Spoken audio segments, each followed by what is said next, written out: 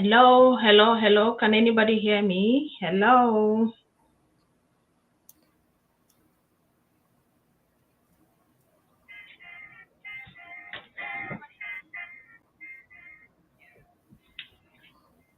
Hello, hello. Good evening, everyone. Good afternoon, good morning, good evening, depending on where you're joining us from. But right here in Canada, Toronto precisely, is evening, afternoon anyway. Yeah, so how are we doing? Uh, I'm not sure. Is anybody here with us?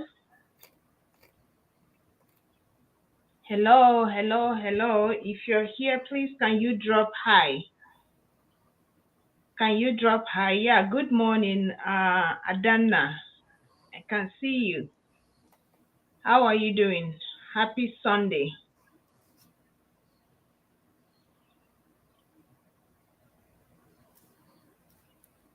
Hello, hello, hello. Welcome everyone. Hi, Olayinka. Happy to see you. Lisa, you are welcome.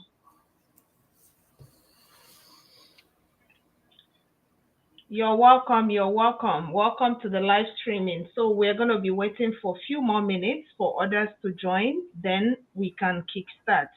Once we are up to say 15 or 20, we will start. Okay. Hello, Moyo. How are you doing? Welcome to my channel, everyone.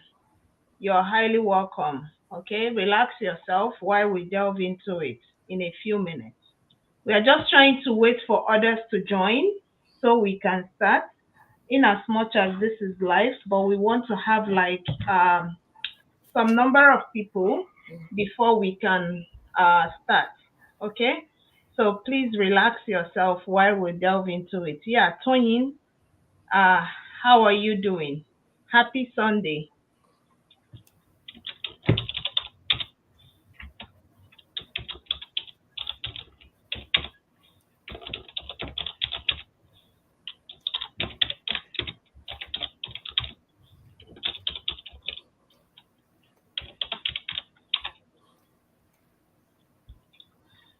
Hello, everyone. Happy to see our faces. Welcome, welcome. Good to see you.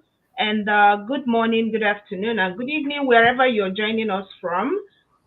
So, if this is your very first time you're joining this channel, you're highly welcome. My name is Wendy.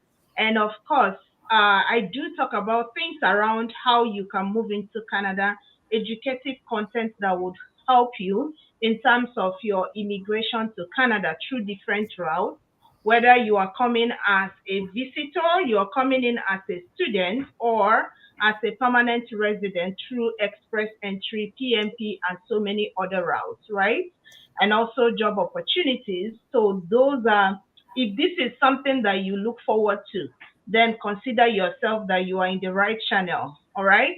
And while you are here, I will appreciate you to give this live section a like. You're going to see like button. Click on the like button, and also do well to share with your friends and family.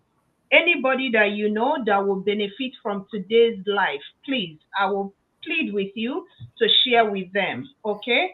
Happy to see our faces and happy to see you or have you here.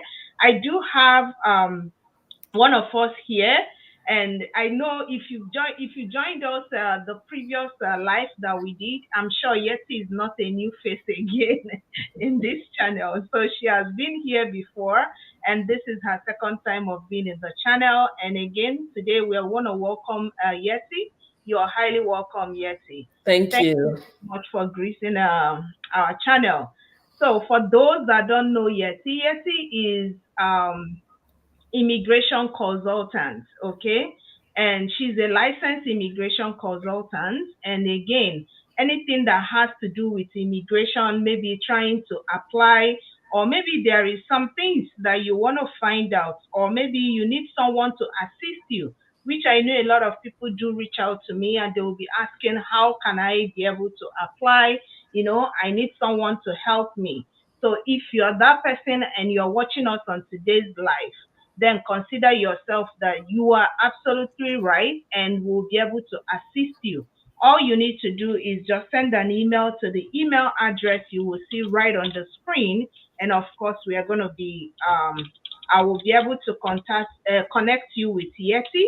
And of course, she will be willing to assist you in any way she can. Okay? Anything that has to do with application, whether PR, whether provincial PMP, provincial nominee, whether you are coming, you want to apply for your uh, labor market impact assessment, whichever way that you want, or you want to come in as a student, those are the things that she will be able to assist you with. Okay. So for today's live, I know a lot of people have been asking, and again, I do see some questions when it comes to anytime I upload video on the YouTube. So many of you will be asking several questions, and again, it's not everything that I will answer in the comment section. So sometimes I feel like coming in like this to like touch point on all those will make more sense to as many people as possible that will be watching us, right? So we are going to be, as you all know from the title, you already know what today's life is going to be. It's more like talking about things you need to avoid while you're planning on immigrating abroad. I know a lot of people are looking forward on how they can be able to move from their home country to another place, right? But there are certain things that you should be aware of even while you are planning on this movement. And those are the things that we are going to be touching points on today's life.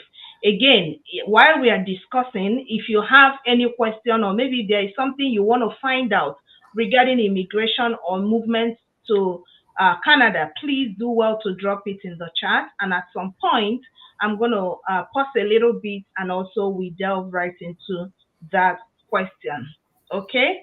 Yeah, so Yeti, I'm going to be moving over to ask you a few questions that we have. I hope you are ready for today. For sure. I am. Okay, Thank you for having me on your channel. It's always a pleasure.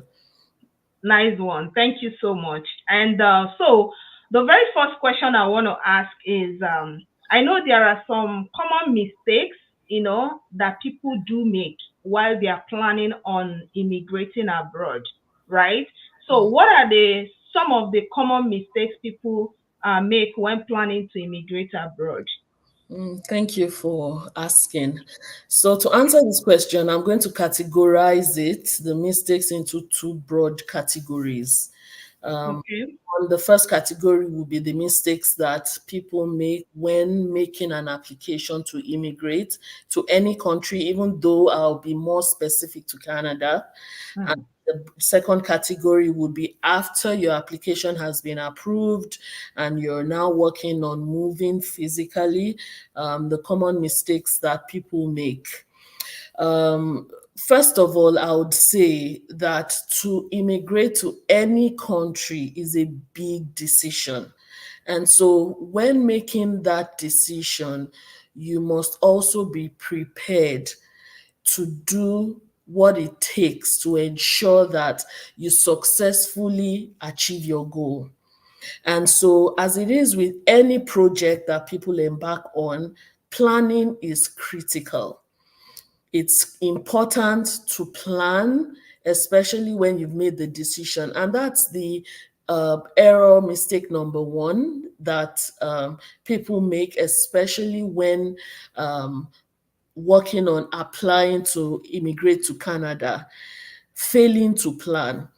You must take into cognizance that there are rules, there are procedures that Canadian government expects you to go through, to follow through to when making an application. So it's critical that you understand this.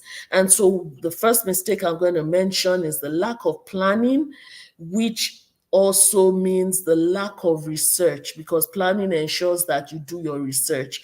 So it's important to understand what it takes to make an application to Canada, and also what it takes to move to Canada.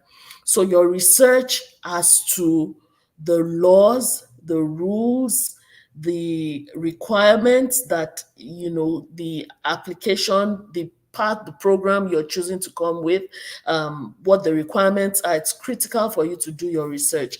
And, there are several ways that one can embark on this research. So, um, extending this lack of research is limiting yourself to just one source of information for your research. You can't do that. You have to look at the multiple avenues through which you can get information regarding making an application. Another common mistake that people make when they're making an application is ignoring visa requirements. And I'm going to start this by giving an interesting story. And so I met with a client who's actually a good, a well-traveled person. He's been to many countries and he was looking to visit Canada. And then he says to me, I've been to the UK, I've been to the United Arab Emirates, I've been to US several times. What it is that Canada needs? I'll just hand over my passport and my bank statement. That should be enough. And, I had to explain that their procedures, their requirements for every pathway. So that's one common mistake. Don't assume that what applies in one country applies in all countries. Canada has its own specific rules. So that's another mistake. I'll just give one other error, and that's when seeking help, assistance. And so a common mistake a lot of people make when making an application or moving is reaching out to unlicensed representatives, reaching out to unlicensed agents, people that are not professionals, but maybe because they were lucky in making one application or two applications that was successful, and then they deem themselves as experts in that field, and then they begin to provide information that is based on common sense rather than what the policy or the process. So that's another common mistake that people make when planning to move to Canada. Nice one. Thank you so much. So I was so happy when you said making your research is very important, and that was kind of will bring me to my next question, which has to do, research is very important, right? So I would like to know, how is it that important for one to like do thorough research when you're trying to immigrate or maybe move from your home country to, let's say, country like Canada, how what are the importancy in terms of research? And again, if someone wants to research, where will this person, as in, what are the websites that the person can go to and get maximum information that he or she is looking for? Yeah, thank you, Wendy. That's a good question. So I'll just delve straight into the places you can go to Mm-hmm. when conducting your research. Ensure that wherever you go to, as much as possible, your first point of call has to be any official source of information for the Canadian government. And Sure. so the Canadian website, the good thing is Canada has simplified, access to information. And so from Canada.ca, which is the broad website where you have almost all information about Canada. And so you go to Canada.ca, and that will be your first point of call, just getting general information. But then, with regards to specific information about immigration, the official website is cic.gc.ca. I'll take it again. It's cic.gc.ca.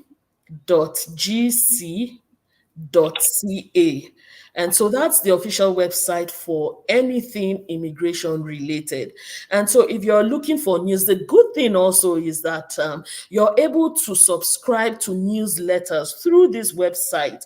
And so for any update or any new announcement or a new program, anything that Canada has to say, you get the first-hand information when you subscribe to these newsletters. So that's a good source for doing your research. And trust me, the website, I mean, I've used it. It's actually easy to navigate. Yeah. Sometimes some people say, oh no, I can't figure it out. The truth is, it just requires a little bit of patience to try to go. Just follow the simple steps that the website will tell you to go through, and at least the basic information you need, you'll be able to. I mean, it's also good to join, I mean, to do your research online through groups or expert forums, where you have experts in the field of immigration who provide the advice. However, I would also recommend that ensure that whatever expert you're reaching out to or the group you're joining, that the information is coming from people who are professionals in that regard, and they let you know where they're getting their sources of information from. So those are some of the few ways in which you can get information when doing your research to move to Canada. That is amazing. Thank you so much. Well answered. I really appreciate that, and also for the insight on giving website on where people can find information they need. Yeah, so that will bring me to my next question. But before we go into that, I want to use this opportunity to welcome as many that are joining us for the very first time, or even if you have been here before or you're a member of this family, you're highly welcome. So if this is your first time, my name is Wendy, and also we have Yeti, and we are discussing on common things that you need to know when you're planning on moving abroad. And we're using Canada as a case study. There are so many things that you need to put in place before you now think of you're moving abroad. So if you have any question, there is anything you want to find out regarding on immigration, you can do well to drop it in the comments of this live, and we are going to respond to your comment. Okay. Yeah. So the very next one that I would like to ask is if you can share more tips on how to avoid visa application rejection. I know a lot of people would tell. In fact, I met someone yesterday.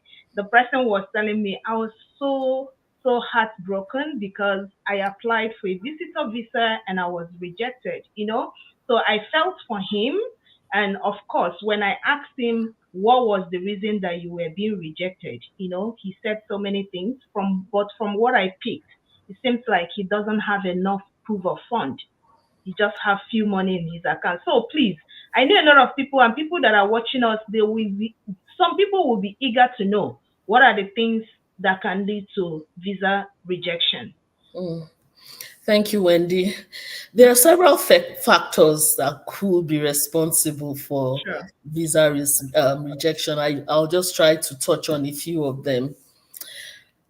First of all, it's to ensure that you meet the minimum eligibility criteria for whatever Sure. application you're trying to apply to, and ensure that you show how you meet those minimum eligibility criteria. Hmm. So for visa officers who are responsible for going through each application and making a decision on whether to approve or not approve, they have a checklist that each application must, they must check each criteria to ensure that that application meets the minimum requirement. And so if you're making an application, do your research to know what the minimum requirements are. Okay, I know part of the research too, for those who are willing, is to also look at the laws and the regulations Mm-hmm. that guide each program. And one good place to go to, which is the Immigration and Refugee Regulations. IRPR is the short form that spells out the eligibility criteria for each type of visa application. And so for a visitor's visa, as an example, it's critical. Some of the criteria is that you are eligible to apply under that class. You have a passport from your country of residence. You also would want to go back to your country of residence after your visit. So these are some of the few things that you must show in the application that some might not, and that could lead to a rejection. Another thing is to provide complete documentation, as I had indicated earlier on. It's important. Now, some people may say, well, I've been to Canada in the past, and when making another application, they feel, I mean, Canada already has my records. And so I'll just provide the minimum. That could lead to a rejection. Always treat each application as a brand new one. And even if you had provided the same documentation in the past, please provide it again. Ensure that your documentation is complete.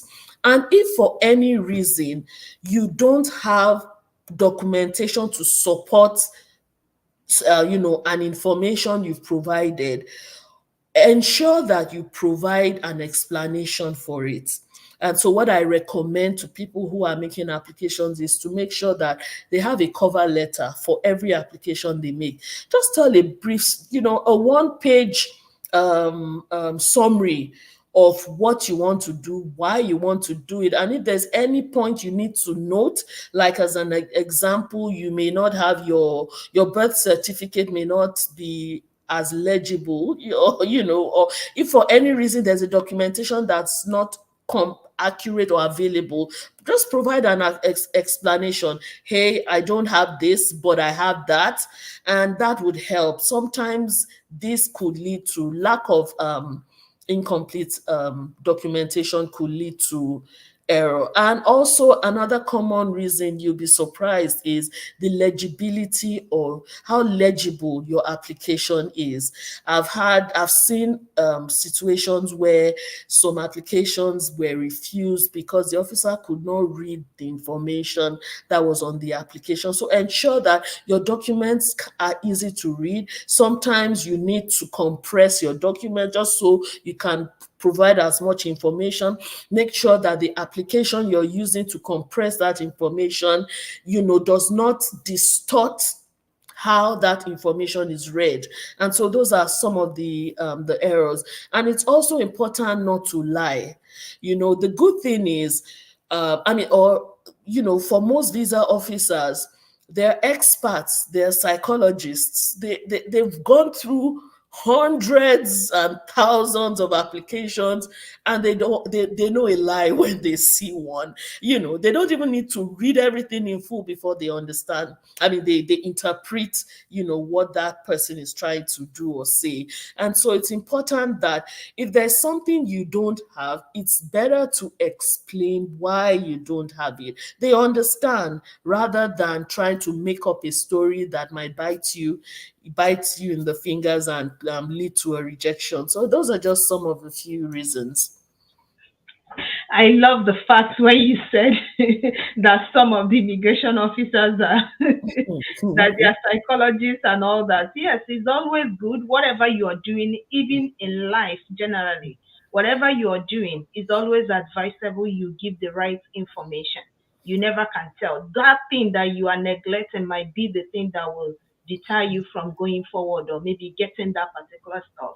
That Mhm. is absolutely acceptable. But one thing I want to ask, I know that sometimes, even when you equally provide all those information and all that, like you've checked, and from the checklist, you are ticking in everything and you got everything perfectly well. Are there some times that maybe you can provide everything correct, but still your application will be denied? Correct, yes. And so sadly, you do have those situations where, having done your best, put together a great application, there's a refusal. We can't, and that's one thing that professionals don't do. You never guarantee the success of any application. The final decision lies with the visa officer. And so, it's always good to understand this, that you do your best, hope for the best, but then the final decision lies with the visa officer. Having said that, Canada has made recourse to you having an opportunity to have your application reassessed. If you believe that you meet all the requirements and the decision is an unfair one or not a correct one, you do have recourse through the courts to have your application reviewed. And so that's why it's important that right from the start, word go, do your best, put in a great application. And if for any reason you're refused and you think that's an unfair decision, you can seek the Appeal. appeal to the courts to have your application reviewed. So yeah. Awesome. Mhm. Yeah, awesome. That is nice. Yeah, you really touched point on it. Yeah, because again, just like you said, sometimes it might be denied depending on the officer that is, taking care of your application. Yeah, Mhm. you talked about. I know you are an immigration consultant, so we want to move a little bit to that angle. So ask you a few questions around it. So how um, what are the red flags that applicants should be aware of when working with immigration agencies or maybe consultants? Are Mhm. there any red flags that they should look into, when you're working with immigration consult? I know there are so many immigration consultants out there or agencies, So can you shed more light based on those red flags? Awesome. Thank you, Wendy. I'll share a few red flags that you should take note of when engaging a professional or an agent to assist with your application. For anyone who is licensed, there has to be a contract between you and that professional. And so when you see anyone who says, I'm going to assist you, but then does not give you a contract or does not, write up something and there's no agreement between you and the professional, then that's a red flag that, anything could go wrong. So the first thing you should ask for is a sort of agreement that spells out the responsibilities of the consultant and your own responsibility towards the application. Also, it's good to ask and ensure that the professional is accredited, or is licensed to provide those services. We've heard too many stories, especially of people taking advantage of people who sincerely are looking for the support. And so it's better to play safe to make sure that you engage someone who is accredited, licensed, either an immigration lawyer or an immigration consultant. And there's access to knowing or to getting information as to whether um, that person is licensed. So, as an example, for us immigration consultants, if you want to know anyone who is licensed, the website to go to is cicc.ca. And so, on that website, you have the list of all accredited licensed consultants. So, if you go on that website and the person you're dealing with, the name is not there, that's a red flag. You do have some that impersonate, some fake agents could impersonate some other licensed consultants. It will be great to do your due diligence. On the website, you'll have the contact information for that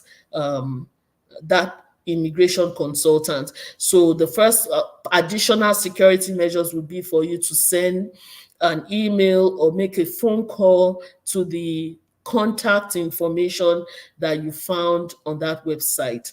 Another red flag could be anyone who guarantees you success. It's a big, big red flag. No legitimate immigration consultant or lawyer can guarantee a visa approval.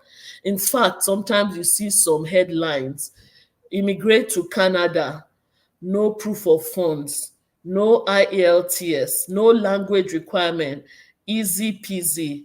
You know, be very careful. Any red guaranteeing of approval is a huge red flag. You have some who pressure you, if anyone who is make pressuring you to sign a contract or to make payments quickly without giving you an opportunity to review the terms of the service, is a big red flag.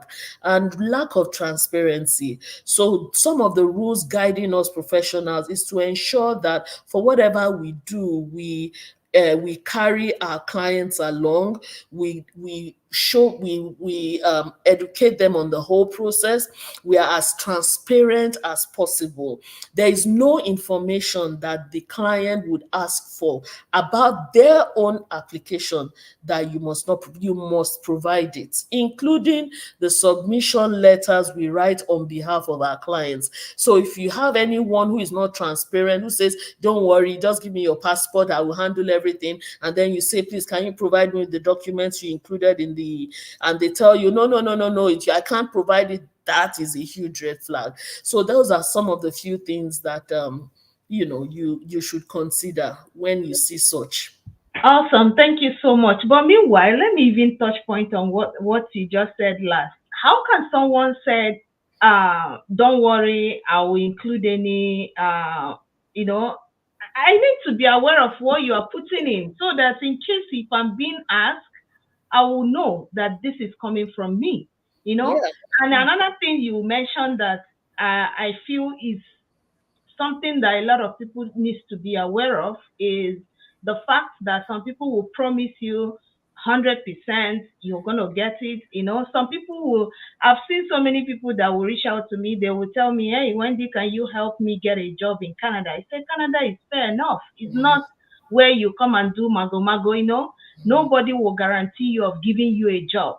But if it's for telling you where you can get those jobs, apply for them, then you are being called for an interview. Those are possible. But if anybody is guaranteeing you that they are going to give you job, look at it the second time and be sure of it. So those things are very important. So if you're watching us today, please make sure you're taking notes because these things are something I know a lot of people neglect. They don't look at them. They feel that there's nothing there. Again, when something is looking too good and someone is pressurizing you, you're telling the person, okay, let me make my findings, and the person is telling you, no, you have just within 2 hours to make payment.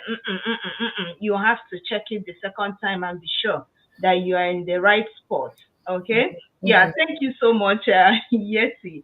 Yeah. So I have like two more questions to ask. I don't want this live to be too long, right? Because I know a lot of people might come back to rewatch it, and I don't want them to stay too long. So the very next question I will ask is kind of it's like you have already touched point on it, but I need more clarity on that.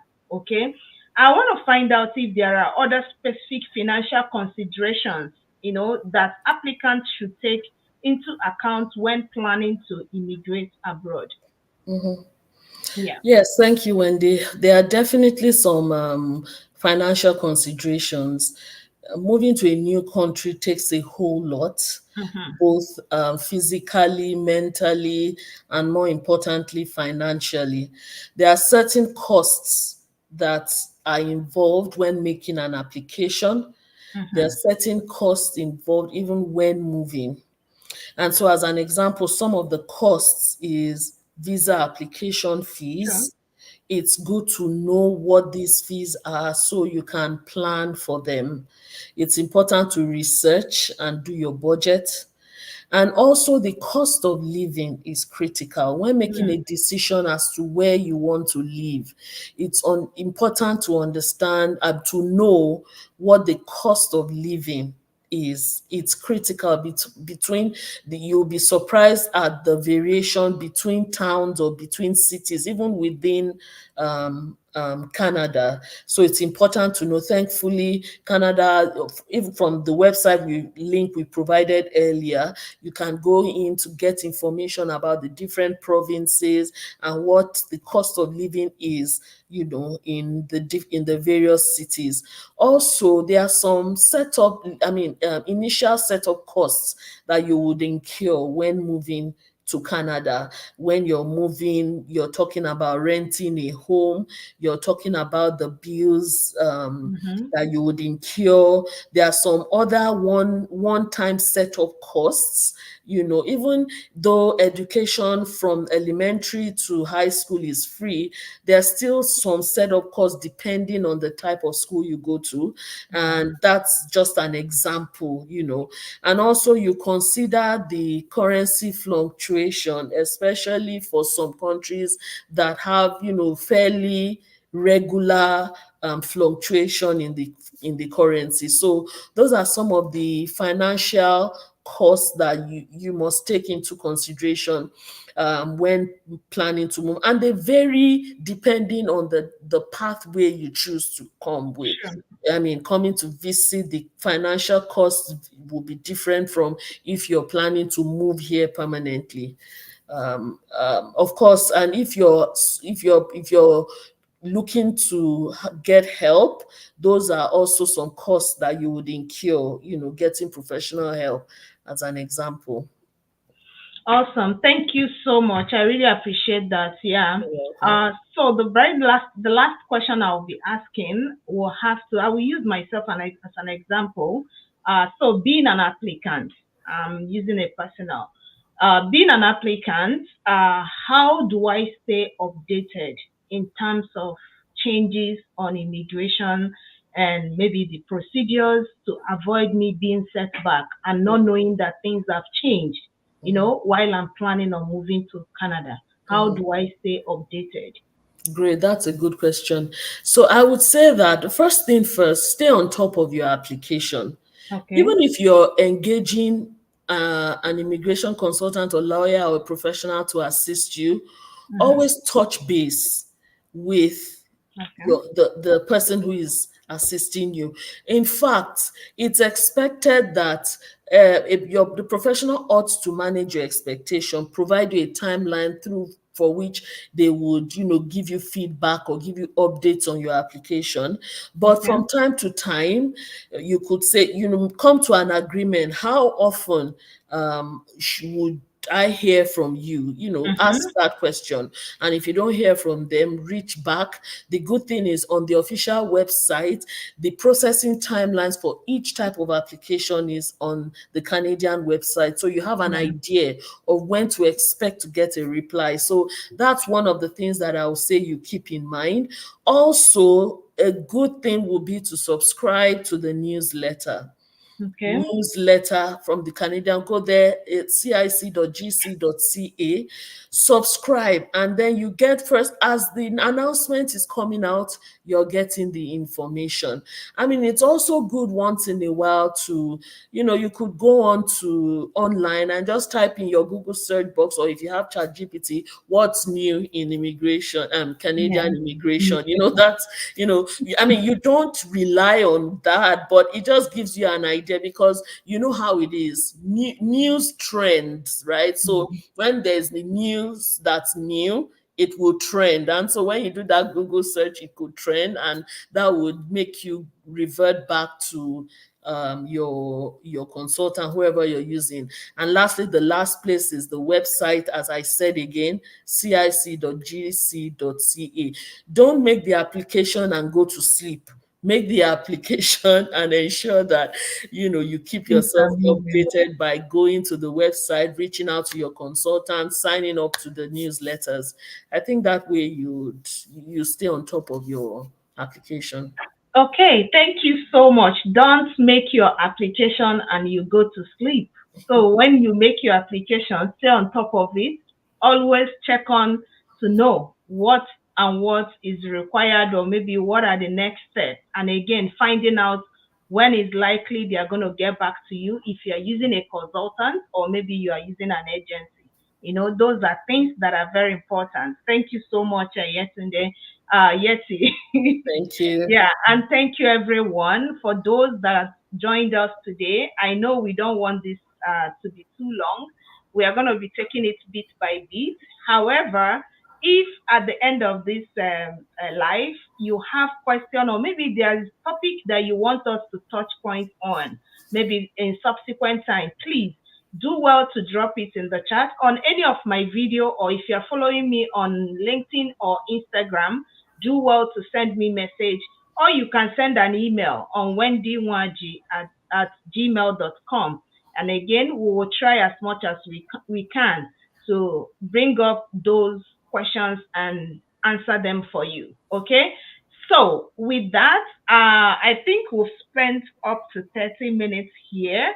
And again, I want to use the opportunity to say a big thank you to Yeti for bringing out your time, to explain these things, because I know some people might be watching, but some have this plan, but they don't even understand what are the things I need to look out for.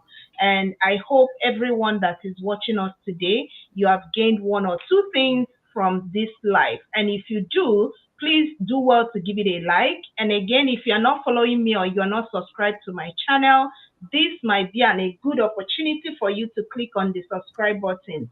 And again, remember to turn on your notifications so that anytime I upload a new video, I do drop videos every Tuesday, Thursdays, and Friday. But if come to worse that I couldn't make it, at least you expect like two or thereabout video from me on weekly basis. Okay. Thank you so much. I have been, okay. Someone said I've been having challenges with your account details. I'm not sure. Fumi, maybe you can send me an email, okay? Or you chat me up on Instagram. I'm not sure what the issue might be, okay? Thank you so much. Yeti, I want to use this opportunity from everyone watching us today. We want to say a big thank you for gracing this channel and also assisting with those questions. But before we go, I want you to give like 1 minute passing message. Thank you, Wendy. It's always a pleasure being here and, providing information to as many people are looking for the right, source of information. Wendy's platform is one that will definitely give you the information you need or direct you to where you can get the right information. It's critical that you take into cognizance what we've talked about today. Ensure that you don't get scammed. Ensure that you're using the right people, going to the right place for the information you need. And hopefully, all things being equal, you'll get to achieve your goal. So it was nice being here. All right. Thank you so much. And do have yourself a blessed week until we come your way next time. Bye, everyone. Bye. Bye.